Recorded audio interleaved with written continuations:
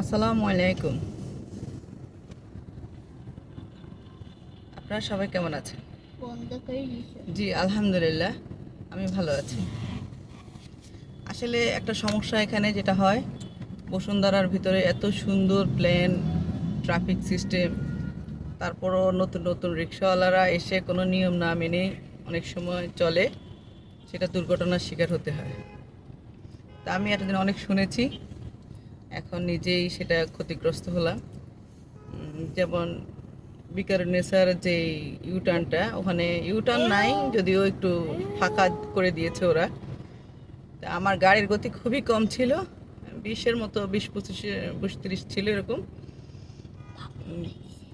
সে হাতটা, মানে ডান হাতটা দিয়েই সে মোচড় দিয়েছে। আসলে সে মানে বুঝতে পারে নাই, মনে হয় নতুন রিক্সাওয়ালা অথবা কি স্কুলের বাচ্চা সহ মা সহ ছিল। তো যদি গাড়ির গতি থাকতো কতই না দুর্ঘটনা ঘটতো, কত বড়। তো আমি এর জন্য বলবো সবাইকে যে আসলে যারা রিক্সাওয়ালাকে লাইসেন্স দিচ্ছেন অথবা রিক্সার নাম্বার দিচ্ছেন অথবা জামা দিচ্ছেন, তারা অবশ্যই তাদেরকে কিছু নিয়মকানুন শিখিয়ে তারপরে যেন ওদেরকে এগুলো দেওয়া হয়। গাড়ির যেরকম কতগুলো নিয়ম কানুন আছে, সেরকমই এই ওদেরও করা উচিত। ওরা রিক্সাওয়ালা দেখে ওদেরকে নিয়ম কানুন জানতে হবে না?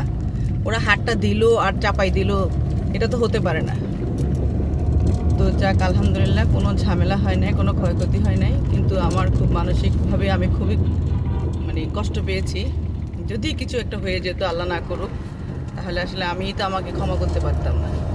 এখানে আসলে অ্যাক্সিডেন্ট তো একতরফা হয় না বা দুই তরফা হয় না, একতরফাই হয়। সেটা আপনি যত সতর্কই থাকুন না কেন, দেখা যায় বিপরীত ধর্মের একজনের ভুলের কারণে, বিপরীত পক্ষের ভুলের কারণে বড় ধরনের একটা অ্যাক্সিডেন্ট ঘটে যায়। তো আমাদের আসলে সবাইকে সাবধান হতে হবে, সাবধানতার সহিত গাড়ি চালাতে হবে, রিক্সা চালাতে হবে, ট্যাক্সি, সিএনজি, যে যাই করি না কেন, মানুষের জীবন নিয়ে কখনো আমরা করব না, ছেলেমিনি খেলবো না। সামান্য একটু ভুলের কারণে আমাদের বড় ধরনের ক্ষতি হতে পারে। তো ওর মানে এমনভাবে মোচড় দিছে, সে আমার সামনের যে বাম্পারটা আছে, সে বাম্পারের ভিতরে তার চাক্কা ঢুকাই দিছে। তখন ওকে বললাম যে ভাই তুমি দেখো কী করছো। আসলে ওদেরকে বুঝাইলেও তো হবে না, ওদের মেন্টালিটি তো আসলে আমাদের মেন্টালিটির সাথে যায় না। আমি আগে সবসময় দেখতাম, মাঝে মাঝে দেখতাম রিক্সাওয়ালাকে মানুষ মারে, তখন আমি নিজেই সবাইকে মানে বকাবকি করতাম যে থাক, ওকে বকাঝকা করে লাভ কি, মায়ের লাভ কি।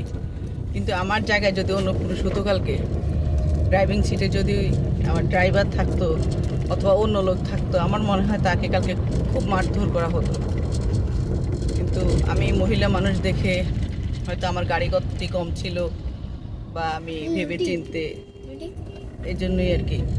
তো এই জন্য আমি সবাইকে বলবো, যারা মানে লাইসেন্স দেন অথবা জামার নাম্বার দেন, গাড়ির নাম্বার দেন, তারা অবশ্যই তাদেরকে একটা ট্রেনিং দিয়ে অবশ্যই এই জিনিসটা দিবেন। ওদের যেন বেসিক নলেজটা থাকে যে তোমাকে একটু ওয়েট করতে হবে। কিছু কিছু রিক্সাওয়ালারা তো আসলে মানে মানতেই চায় না, তারা এই ইঞ্জিনের গাড়ির সাথে তারা পাল্লা দেয়। তো এটা ঠিক না, মোটেও ঠিক না আমি মনে করি। তো সবাই ভালো থাকুক, সবাই হেফাজতে থাকুক, আমার দ্বারা যেন কোনো দিন কারো কোনো ক্ষতি না হয় সেই দোয়াই করবেন। আলহামদুলিল্লাহ এ পর্যন্ত আসলে কোনো ধরনের কোনো অকারেন্সে বা কোনো ধরনের কোনো ঝামেলায় পড়িনি, কিন্তু ওই দিনের এই জিনিসটা আমাকে খুব কষ্ট দিয়েছে। তার ভুলের কারণে আমি মানসিকভাবে অনেক ক্ষতিগ্রস্ত হয়েছি, নিজের কাছে টেনশন লেগেছে। তো ওই বাচ্চা এবং বাচ্চার মাকে করলাম, দেখলাম যে মা মানে খুব বকা দিচ্ছে রিক্সাওয়ালাকে যে আমি আপনাকে প্রথম থেকে বললাম যে আস্তে চালান, আবু দেখি পিছনে আসো, মুখ আয়না দেখতে দাও, যে আপনি এত দ্রুত চালাচ্ছেন কেন, আপনি স্কুলের বাচ্চা নিয়ে যাচ্ছেন, আপনি একটু আস্তে চালাবেন না। না, যাক আলহামদুলিল্লাহ, আজকে তো দেখি জ্যাম নেই মনে হচ্ছে।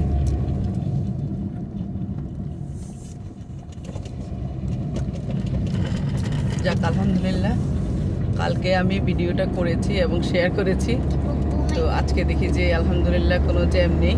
জানি না কোন কুদরতের খেলা। খুব ভালো লাগলো।